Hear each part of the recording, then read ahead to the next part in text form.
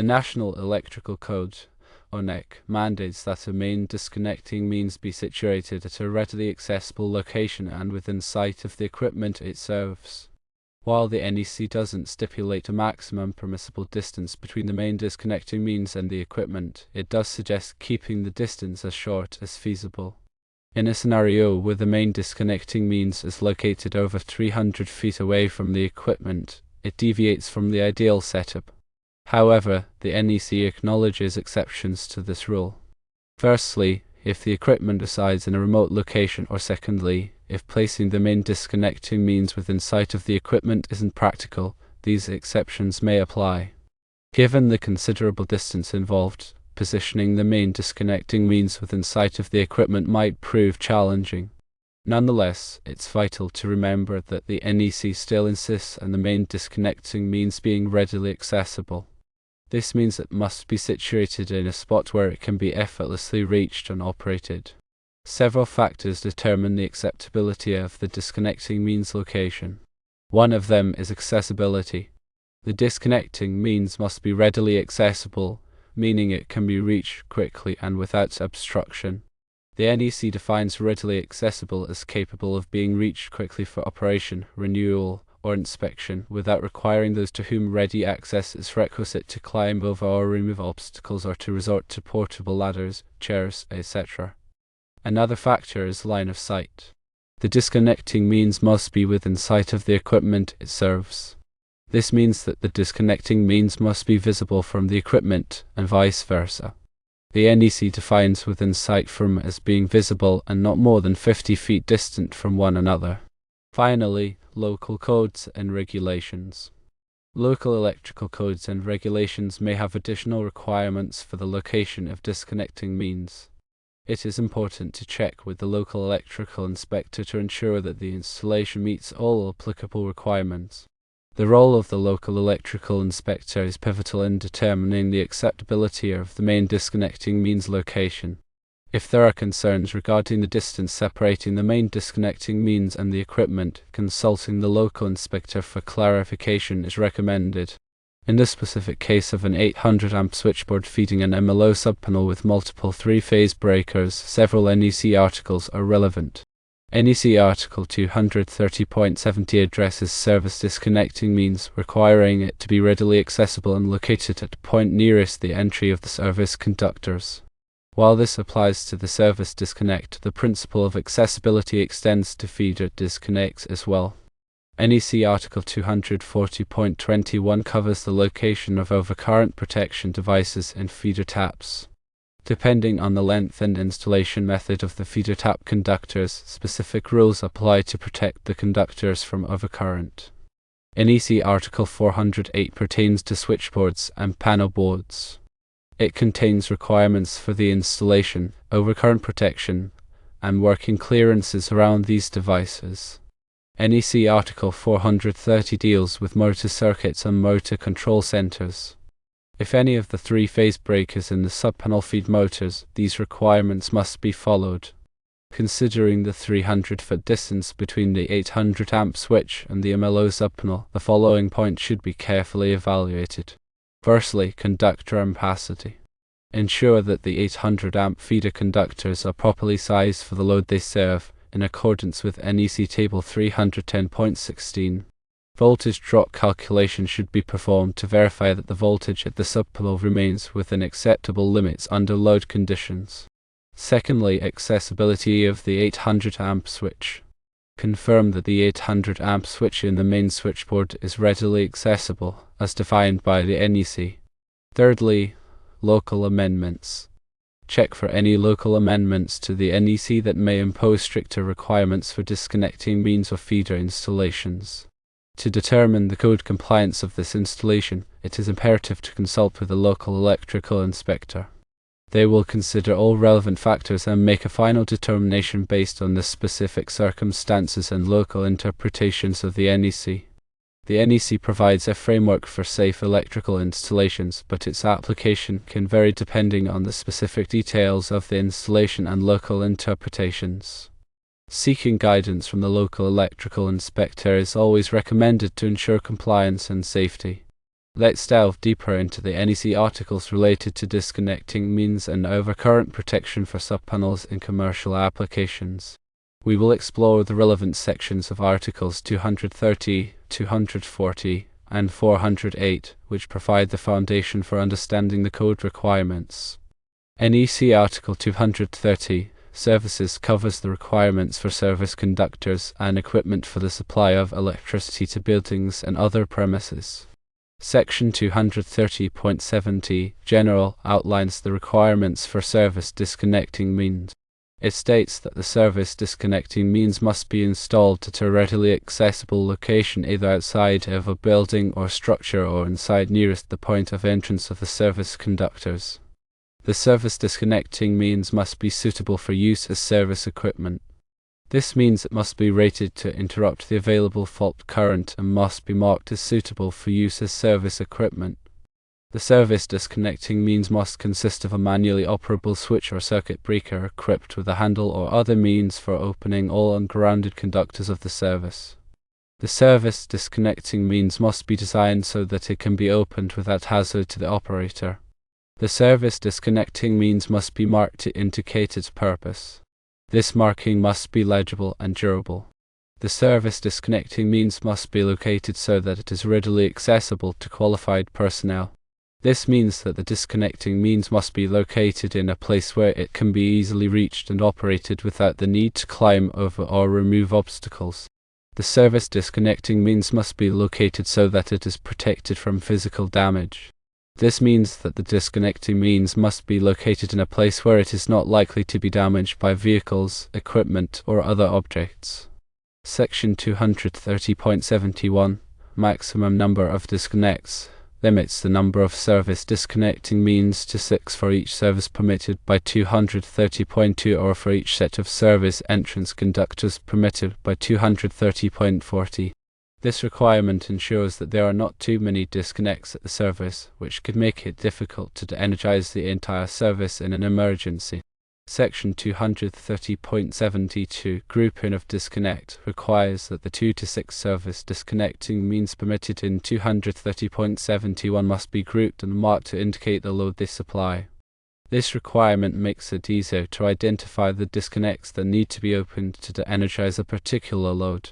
Section 230.82, Equipment connected to the supply side of service disconnect, lists the types of equipment that are permitted to be connected to the supply side of the service disconnecting means. This equipment includes control circuits, surge protective devices, and fire pumps. NEC Article 240, Overcurrent protection, covers the requirements for overcurrent protection devices such as fuses and circuit breakers. These devices are designed to protect electrical circuits and equipment from overloads and short circuits. Section 240.1, Scope, states that this article covers the general requirements for overcurrent protection and device selection. Section 240.2, Protection of equipment, requires that overcurrent protection devices be selected and installed so as to protect electrical equipment from overloads and short circuits. This section also requires that the overcurrent protection device be rated to interrupt the available fault current at the point of installation. Section 240.3, Protection of conductors, requires that conductors be protected against overcurrent in accordance with their ampacities, as specified in NEC Table 310.16. This section also contains requirements for the protection of conductors in specific situations, such as when they are used in flexible cords or cables. Section 240.4, Protection of flexible cords and flexible cables, contains requirements for the overcurrent protection of flexible cords and flexible cables. These cords and cables are more susceptible to damage than fixed wiring, so they require special protection. Section 240.6, Standard Ampere Ratings, lists the standard ampere ratings for fuses and circuit breakers. This section helps to ensure that overcurrent protection devices are readily available in the sizes needed to protect electrical circuits and equipment. Section 240.15, Ungrounded conductors, requires that overcurrent protection devices be placed in each ungrounded conductor of a circuit. This section helps to prevent overloads and short circuits from damaging electrical equipment. Section 240.20 Conductor Protection contains requirements for the location of overcurrent protection devices in circuits. This section helps to ensure that overcurrent protection devices are located in the correct places to protect electrical circuits and equipment from overloads and short circuits. Section 240.21 Location in circuit provides detailed rules for the location of overcurrent protection devices in various types of circuits, including feeder taps. This section is particularly relevant when dealing with subpanels fed from a main switchboard.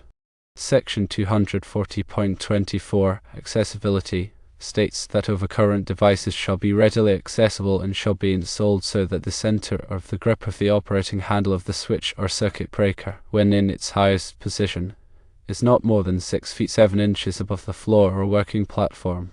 Section 240.40 Plug fuses, plug fuse holders, and adapters contains requirements for the use of plug fuses in electrical circuits.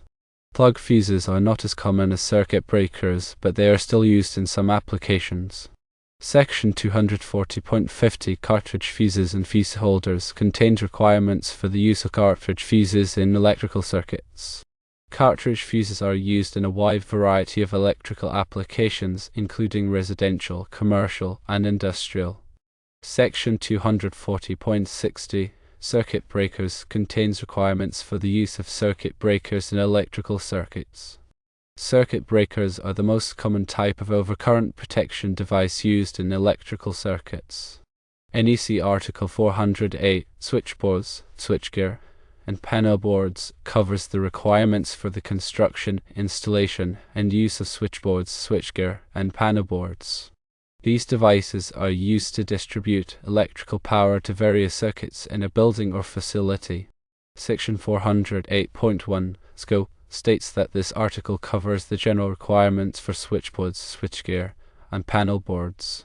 Section 408.3 Support and arrangement of busbars and conductors contains requirements for the support and arrangement of busbars and conductors in switchboards, switchgear, and panel boards. This section helps to ensure that the busbars and conductors are properly supported and arranged to prevent them from shorting out or causing other problems. Section 408.4 Field identification requires that each switchboard, switchgear, and panel board be clearly identified as to its purpose. This identification must be legible and durable. Section 408.5 Location contains requirements for the location of switchboards, switchgear, and panel boards. This section helps to ensure that these devices are located in safe and accessible places. Section 408.6 Working space and clearance requires that sufficient working space and clearance be provided around switchboards, switchgear, and panel boards to allow for safe operation and maintenance. This working space must be kept clear and unobstructed.